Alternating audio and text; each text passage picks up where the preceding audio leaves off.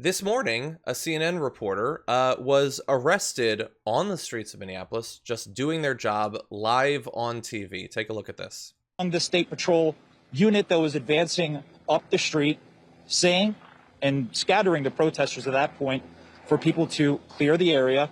And so we walked away. I'm sorry? You're under arrest. Okay. Do you mind telling me why I'm under arrest, sir? Why am I under arrest, sir?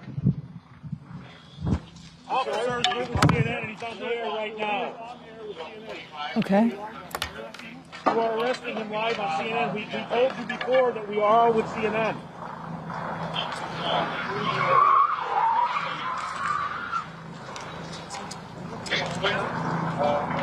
If you're just tuning in, you are watching our correspondent, Omar Jimenez, being arrested by state police in Minnesota. We're not sure why our correspondent is being arrested. Hang on one second, Allison. Let's listen into what these officers are saying.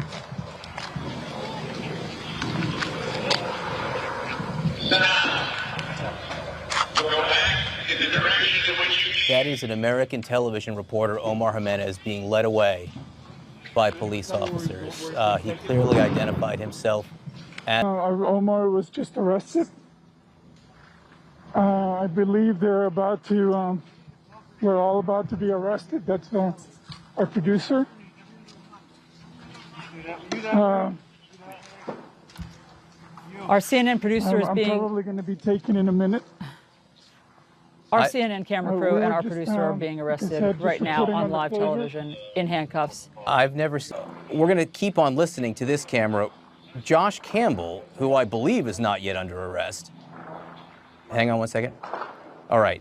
The police are now saying they're being arrested because they were told to move and didn't. Now, we were on the air the whole time.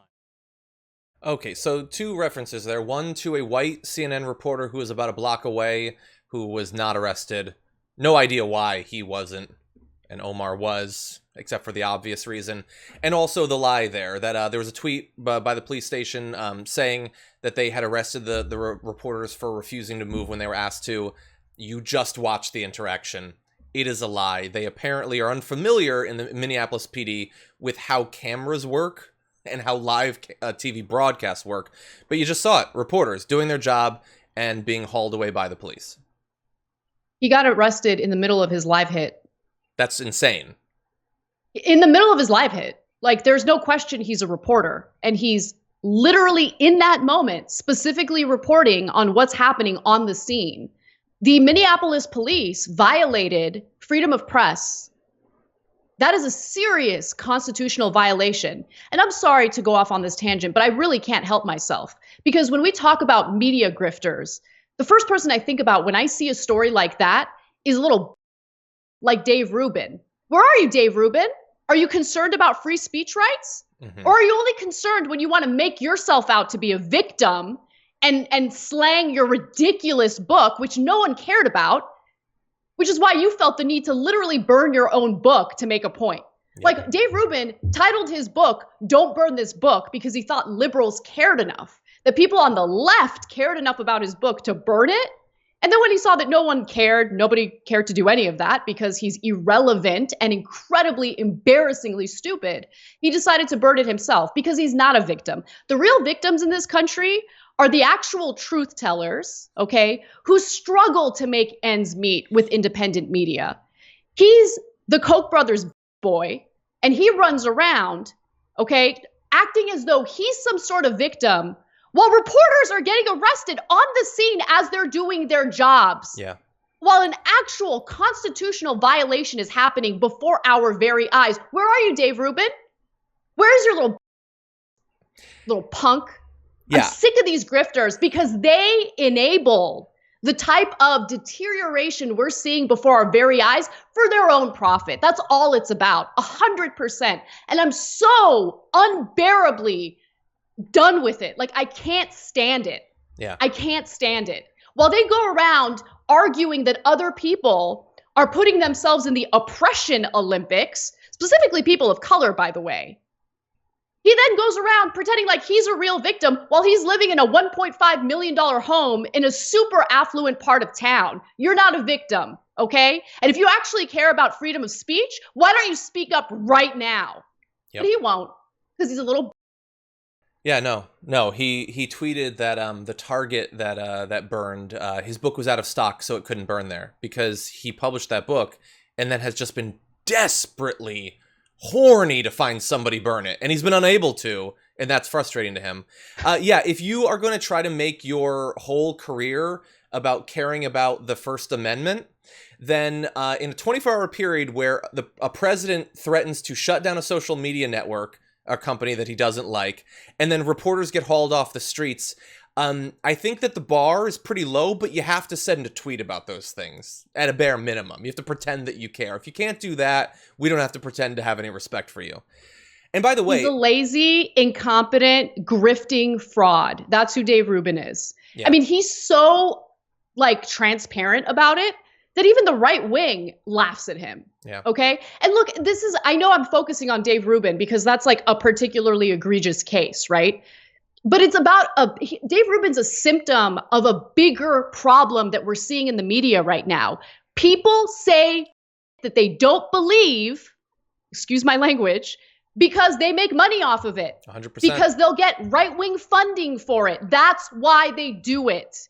So be super skeptical about these disingenuous people who have further promoted the type of violence and the type of, police militarized actions that we're seeing right now every day. People like Dave Rubin have been either complicit in it or they have encouraged and enabled it. Yeah. And that's a huge problem. We need actual journalism in America. Right now it's lacking. Real journalists have been laid off in droves. And I can't stand hearing someone who's enjoying his wealth right now put himself in a position of victimhood. What a fraud. Pathetic. 100%. He's the most obvious and the most laughable. But there are others.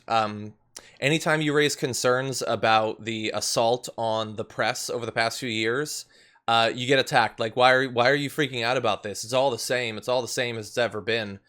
So if you wondered how America would slide into failed state territory, it would be with a small percentage of media commenters just saying, no, just lay down. Just accept it. Just accept the fascism, accept the racism, accept the violence, accept the media being dissolved, accept all of that.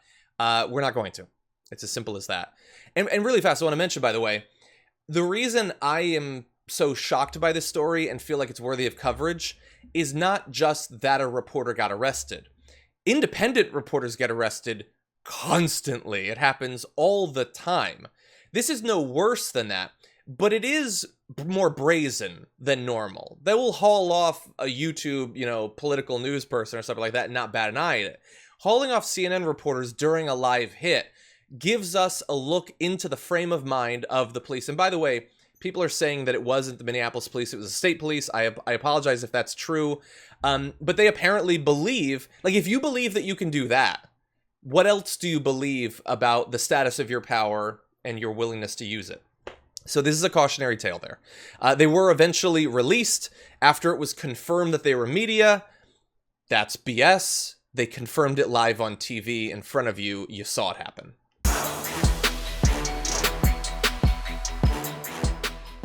For more political news breakdowns, interviews, stories of activism, and me trying my hardest to care about the occasional big celebrity news story, subscribe to our YouTube channel at youtube.com/The Damage Report. And you can ring the bell wherever it is so you don't miss anything.